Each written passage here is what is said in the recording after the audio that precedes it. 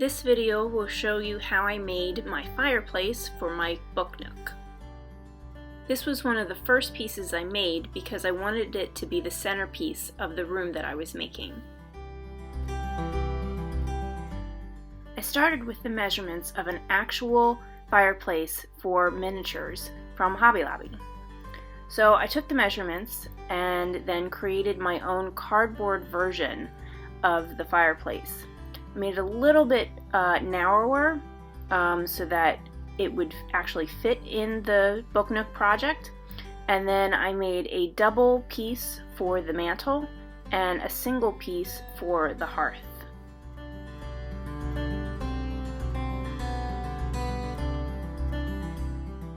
I then took an egg carton and ripped it up into smaller bits so that I could use it to make the stone facing of the fireplace. So as I ripped them apart, I just tried to make sure that they were all different sizes and shapes, and then I started gluing them to the cardboard. One mistake I made though was to not paint the cardboard before I put the stone on. I learned from that mistake later when I made the chimney piece and did that step before putting the stone on. So here you can see the finished piece with the stone fully in place and the grout lines painted for the background. That was definitely harder after putting the stone on. To give the stone a little bit more depth, I took chalk pastel in colors of brown and dark gray and started to just brush that on the individual stone pieces in different areas, and that gave it a little bit more of a realistic coloring and texture. Later I followed the same technique with a black pastel for the inside of the fireplace to represent the soot that would come from the fire, and I took that up to the top of the front of the stone. So here you can see the final product of the finished stone as it looked with the chalk pastel on it. It gives a little bit more depth, a little bit more realistic look to it, rather than just having the plain egg carton. I should note that I left the middle portion of the inside of the fireplace open because I wasn't sure how I was going to fit the lighting inside at the moment. But later I figured that out and closed it when I was finished. Because I put the stone on before painting it, I had to go back and fill in some of the gaps that were around the edges of the fireplace. So here I am just painting those grout lines in after the fact. Again, if you do this step on your own, make sure to paint and fill in the gaps before you start placing the stone on, because this was rather difficult trying to make sure that I didn't get it on the stone that I had just finished.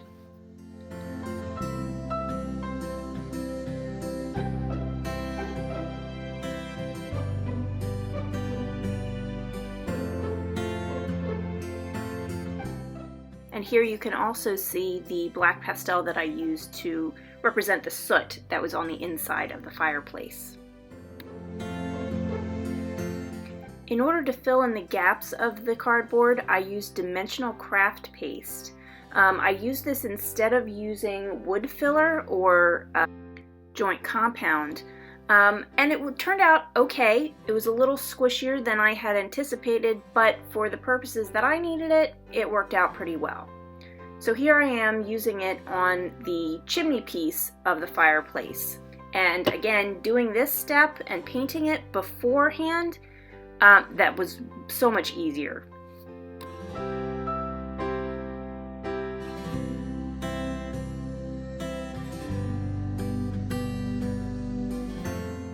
So basically I just took a palette knife and spread the compound on the open holes of the cardboard to fill them in, and then once that's all filled in and smooth, I just let it dry overnight before I tried painting it.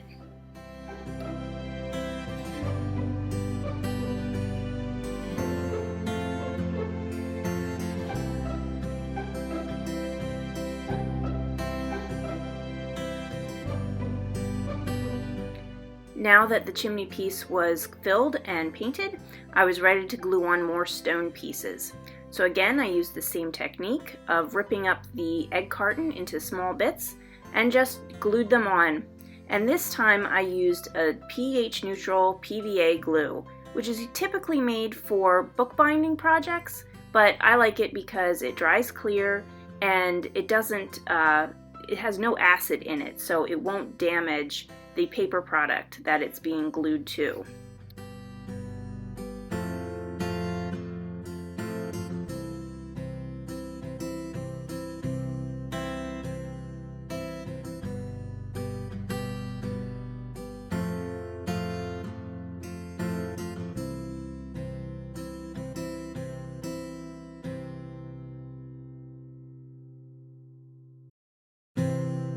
Gluing on the stones is a fun process because it's like putting together a puzzle that you're making yourself as you go along. You just try to find pieces that'll fit together and leave a few gaps, but nothing too large.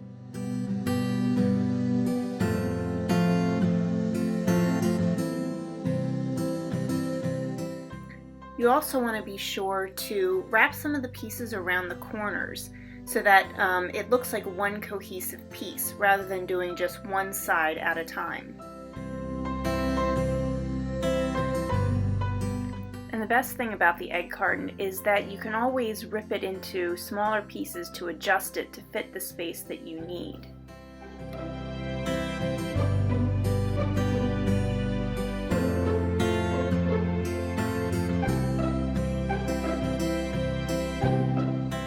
Once everything was dry, I completed the same process that I did with the main part of the stone fireplace and used chalk pastel to give the chimney part more depth and color.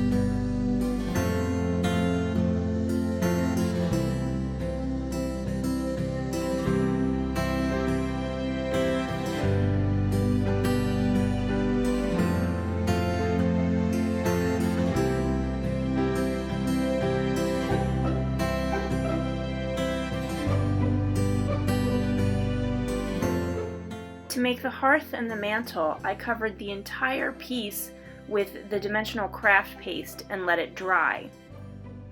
I made sure not to smooth it out too much because I wanted it to have a realistic look of slate. Once it was dry, I just painted it with some regular black and white craft paint to give it a gray look, and then I used a little bit of brown watered down to, again, give it a little bit more depth and some more color.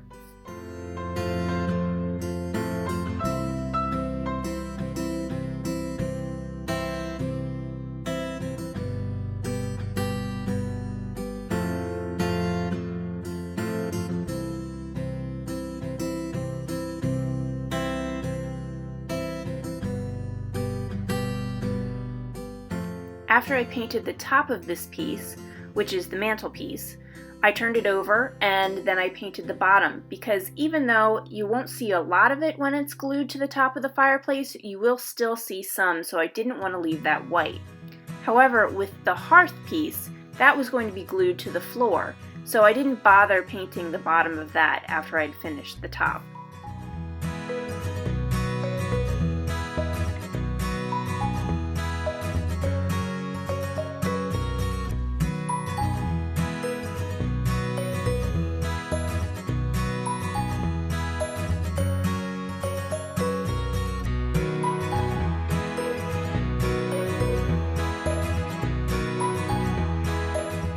To finish off the piece, I used a flickering firelight that I bought from Evans Designs online, and it's a really simple product.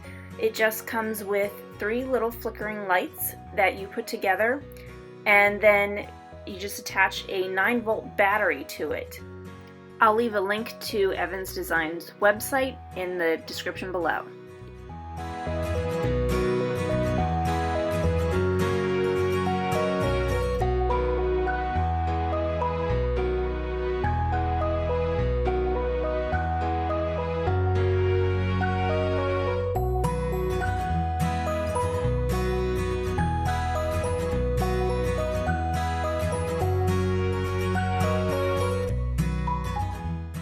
Once the wires were connected, the lights came on, which I could then choose to turn off or on with a little toggle switch. Later on, I drilled a hole in the bottom of the hearth and fed the lights through that so that they could make the flickering flames of the fire. I later added some logs and some cellophane flames to finish the piece. So this is the final piece. I hope you've enjoyed this video and look for more coming soon.